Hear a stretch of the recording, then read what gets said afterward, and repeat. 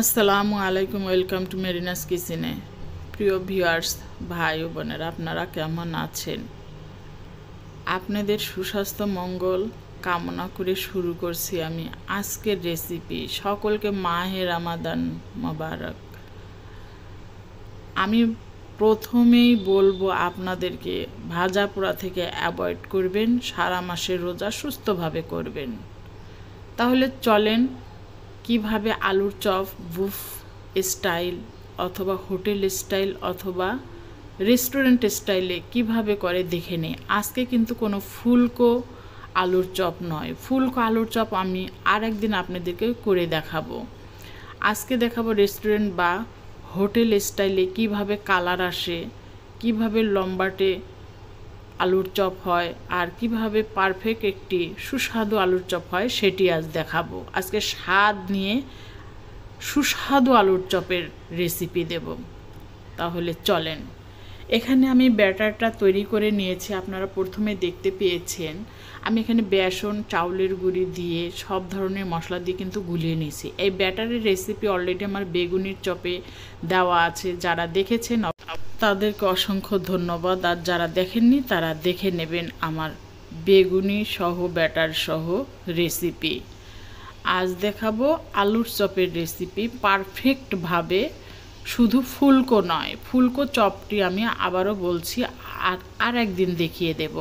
আজকে দেখাবো সুস্বাদু আলুর চপ, কিভাবে খুবই মজাদার চপ বানায় সেটি দেখাবো। কোনো ভর্তা নয়, কোনো আলু সেদ্ধ করে নয়, দেখাবো আলুর তরকারি তৈরি করে কিভাবে আলুর চপ বানায়, একেবারে হোটেল বা রেস্টুরেন্ট স্টাইলে। একবার যেই আলুর চপ খাবে তার মুখে লেগেই থাকবে। চলেন, এখানে কিন্তু আমি মরিচ, পেঁয়াজ, এখানে সম্পূর্ণ ঝাল ছাড়া মরিচটা আমি নিয়েছি। ইদানিং কিন্তু ঝাল ছাড়া মরিচ পাওয়া যায় না, তারপরও খুঁজে খুঁজে নিয়ে এসেছি। 2-3টি দিয়েছি পাকা মরিচ, আর বাকিগুলো দিয়েছি আমি ঝাল ছাড়া মরিচ। আর সব থেকে বড় কথা, ইম্পর্টেন্ট যেটা এখানে কিন্তু এই আলুর চপ বানাতে গেলে অবশ্যই ছাল সহ নিতে হবে। আর এই আলুর চপ সুস্বাদু করার একটি টিপস, সেটি হচ্ছে পাঁচফোড়ন। এই আলুর চপে কিন্তু অবশ্যই পাঁচফোড়ন ব্যবহার করতে হবে, না হলে কিন্তু হোটেল বলেন, বুফ বলেন, রেস্টুরেন্ট বলেন, সেই সুস্বাদুটা হবে না। আমি এখানে দেখতে পেয়েছেন ছাল সহ আলুটা নিয়েছি আর পাঁচফোড়নটা ব্যবহার করেছি। এখানে আরেকটি কথা, এখানে কিন্তু মোটো এক ফোঁটা পানিও ব্যবহার করা যাবে না এই আলুতে।